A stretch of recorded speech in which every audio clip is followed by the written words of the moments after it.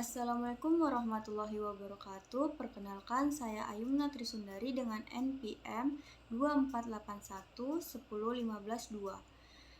Di sini saya akan menganalisis salah satu public figure dengan teori Sigmund Freud dan 5 besar atau Big Five. Di sini saya memilih B.J. Habibie yang akan saya analisis dengan kedua teori tersebut. Baik, sekarang mari kita masuk ke biografi singkat tentang B.J. Habibie.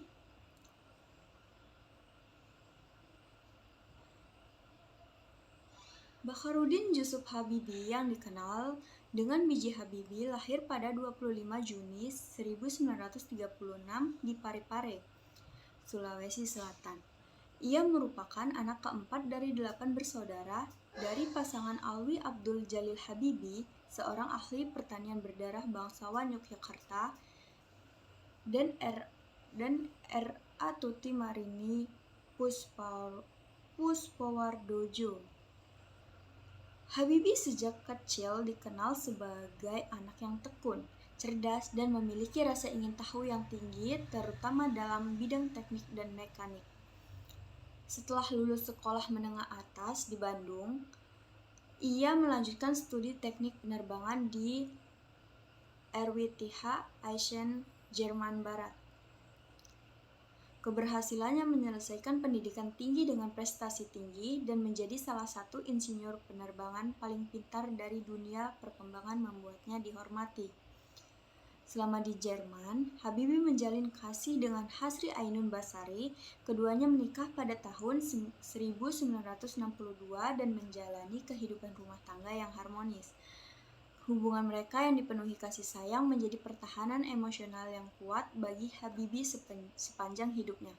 Setelah bertahun-tahun di Jerman dan menjadi wakil presiden di perusahaan pesawat MMB, Habibie dipanggil oleh Presiden Soeharto untuk membantu pengembangan teknologi nasional. Habibie menjabat sebagai Menteri Riset dan Teknologi selama lebih dari 2 dekade, kemudian diangkat menjadi wakil presiden pada 1998 dan akhirnya menjadi Presiden Republik Indonesia ketiga menggantikan Soeharto yang mengundurkan diri. Masa kepresidenan yang singkat dari 1998 sampai 1999 terjadi pada periode penuh krisis dan transisi demokrasi.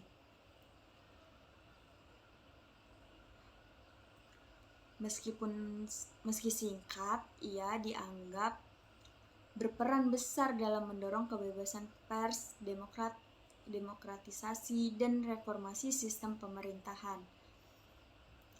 Setelah kepergian istrinya, yaitu Ainun, pada tahun 2010, sisi emosional Habibie semakin terlihat. Ia mengekspresikan kesedihannya secara terbuka, yang kemudian menjadi inspirasi bagi buku dan film, yaitu Habibie dan Ainun. Habibie wafat pada 11 September 2019 pada usia yang ke-83 tahun dan dikenang sebagai Bapak Teknologi Indonesia sekaligus simbol cinta sejati dan integritas intelektual. Baik, kita masuk ke analisis kepribadian B.J. Habibie melalui teori psikoanalisis Sigmund Freud.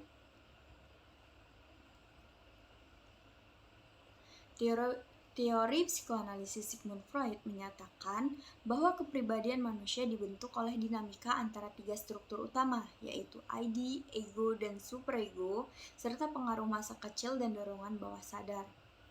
Freud juga menekankan peran mekanisme pertahanan diri dan tahap-tahap psikoseksual dalam pembentuk kepribadian individu.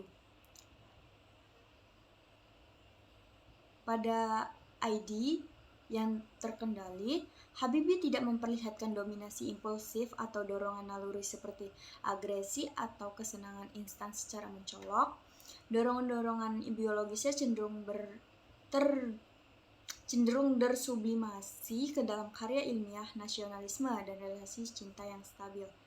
Nah, pada ego yang kuat dan rasional, Habibie menunjukkan kemampuan tinggi dalam mengelola realitas, terutama ketika harus membuat keputusan sulit selama masa transisi demokrasi. Saat ia melepaskan Timur melalui referendum, ia tidak hanya mengikuti dorongan emosional atau kepentingan politik sempit, tetapi mempertimbangkan realitas global dan aspirasi rakyat. Pada superego dominan, dalam kepribadian B.J. Habibie, aspek superego terlihat sangat kuat. Habibie tumbuh dalam keluarga religius dan menjunjung tinggi nilai-nilai moral yang tercermin dalam integritas, nasionalisme, dan orientalitasnya. Ia dikenal sebagai disiplin, menghormati aturan, dan berusaha hidup sesuai dengan prinsip-prinsip moral, baik dalam kehidupan pribadi maupun sebagai pejabat negara. Pada mekanisme pertahanan diri, salah satu mekanisme pertahanan diri yang paling terlihat dalam kepribadian Habibie adalah sublimasi, yaitu menyalurkan dorongan emosional ke dalam aktivitas yang bermanfaat secara sosial. Dorongan kehilangan ayah di usia muda, tekanan hidup di perantauan, dan bahkan kesedihan mendalam setelah kematian istrinya disalurkan melalui karya teknologi, dedikasi terhadap bangsa, dan tulisan-tulisan memorial seperti Habibie dan Ainun. Habibie tampak menginternalisasi sosok ayahnya yang cerdas dan berwibawa sebagai figur ideal yang menjadi sumber inspirasi sepanjang hidupnya. Hal ini sesuai dengan proses introjeksi dalam teori Freud, yaitu menyerap nilai eksternal ke dalam struktur kepribadian. Selanjutnya, tekap perkembangan psikoseksual. Freud menjelaskan bahwa kepribadian terbentuk melalui 5 tahap psikoseksual, yaitu oral, anal, falik, dan laten dan genital. B.J. Habibie menunjukkan perkembangan yang matang, terutama pada fase genital yang menandakan kematangan dalam relasi cinta dan kontribusi sosial. Hubungannya dengan Ainun adalah contoh nyata dari kedewasaan emosional dan kestabilan dalam relasi yang mendalam. Tidak ada tekanan kuat mengenai hambatan pada tahap sebelumnya seperti oral atau ketergantungan dan anal atau kontrol berlebihan. Selanjutnya, saya akan menganalisis kepribadian B.J. Habibie melalui teori 5 besar atau Big Five. Teori 5 besar atau Big Five personality traits dikembangkan berdasarkan pendekatan faktor analisis yang mengidentifikasi 5 dimensi utama kepribadian manusia. Model ini dianggap sebagai pendekatan yang empiris dan dapat diukur dan sering digunakan untuk menganalisis kepribadian dalam konteks sosial maupun psikologis. Yang pertama, openness to experience sangat tinggi, yaitu Habibie dikenal sebagai tokoh yang sangat terbuka terhadap ide-ide baru dan memiliki imajinasi serta daya cipta tinggi. Hal ini terlihat dari inovasi dan pemikiran teknologinya dalam bidang dirgantara serta visinya untuk memajukan bangsa melalui sains dan pendidikan. Ia juga berani menempuh jalan yang belum pernah ditempuh pemimpin Indonesia sebelumnya, seperti menyetujui referendum Timur. Yang kedua, conscientiousness.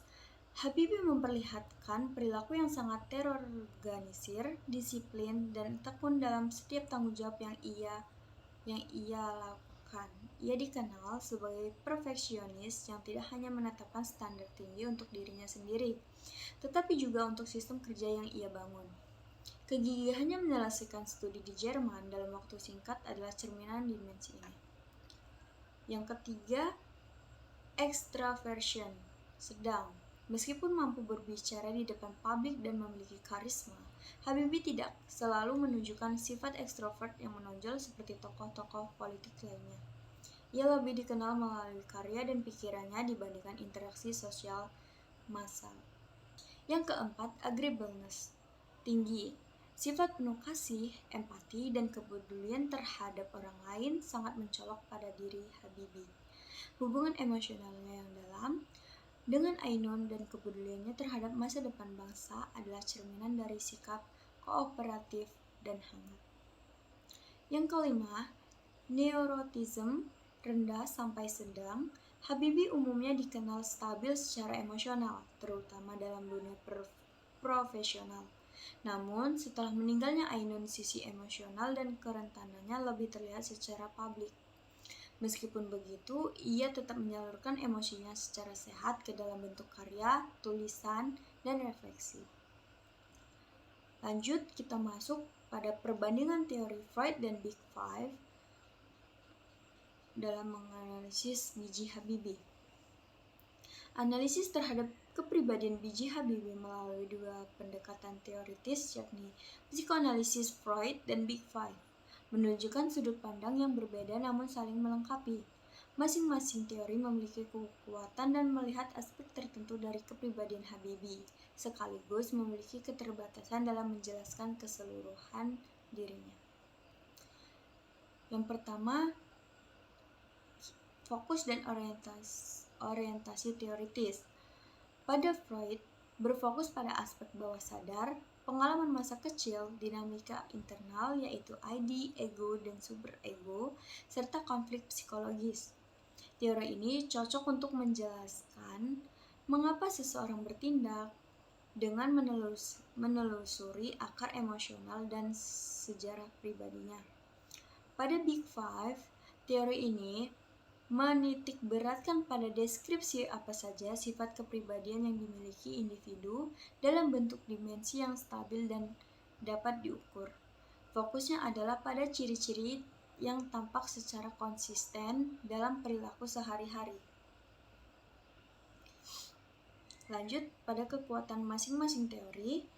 Pada aspek kedalaman emosional, psikoanalisis Freud mampu menggali konflik batin, emosi terdalam, dan sejarah masa kecil. Pada Big Five, kurang menyoroti aspek emosional yang dalam atau dinamika perkembangan psikologis. Pada aspek penjelasan dinamis, psikoanalisis Freud memberi pemahaman tentang proses pertumbuhan kepribadian secara bertahap dan penuh konflik. Pada Big Five, memberikan peta kepribadian yang stabil dan aplikatif dalam penilaian modern. Pada aspek aplikasi terukur, psikoanalisis Freud kurang objektif dan sulit diverifikasi secara ilmiah. Namun, pada Big Five didukung oleh data empiris dan instrumen pengukuran psikologis. Lanjut pada kekurangan masing-masing teori. Pada Freud, cenderung spekulatif dan sulit dibuktikan secara ilmiah, terlalu fokus pada konflik psikologi, meskipun tidak semua individu seperti Habibie menunjukkan disfungsi. Pada Big Five, bersifat deskriptif dan tidak menjelaskan asal-usul kepribadian, tidak menggali dimensi bawah sadar, trauma, atau konflik yang mungkin membentuk kepribadian. Lanjut persamaan masing-masing teori. Meskipun kedua teori memiliki pendekatan berbeda, mereka dapat digunakan secara bersamaan untuk memahami kepribadian tokoh Habibie, yaitu pada Freud memberikan pemahaman tentang motivasi terdalam, nilai, dan proses perkembangan emosional. Pada Big Five menyajikan peta psikologis yang jelas dan dapat digunakan untuk menggambarkan profil kepribadian Habibie secara objektif. Nah, kesimpulan yang bisa saya ambil berdasarkan analisis mendalam terhadap kepribadian B.J. Habibie menggunakan dua pendekatan teori, yaitu psikoanalisis Freud dan teori Big Five, dapat disimpulkan bahwa keduanya memberikan wawasan yang berharga, namun dengan fokus yang berbeda.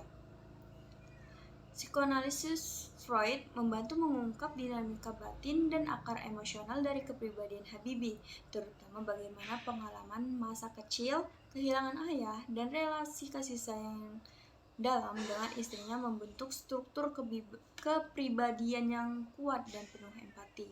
Habibie menunjukkan mekanisme pertahanan diri yang sehat seperti sublimasi dan memiliki superego yang dominan, yang tercermin dalam integritas, moral, dan nasionalisme yang tinggi. Sementara itu, pada teori Big Five menyajikan profil kepribadian yang stabil dan struktur dari Habibie, keterbukaan terhadap pengalaman yang tinggi, ketelitian dan tanggung jawab yang luar biasa, serta kebaikan hati yang menonjol. Teori ini memberikan deskripsi konkret tentang bagaimana Habibie berpikir, bekerja, dan berinteraksi dalam kehidupan profesional maupun pribadi.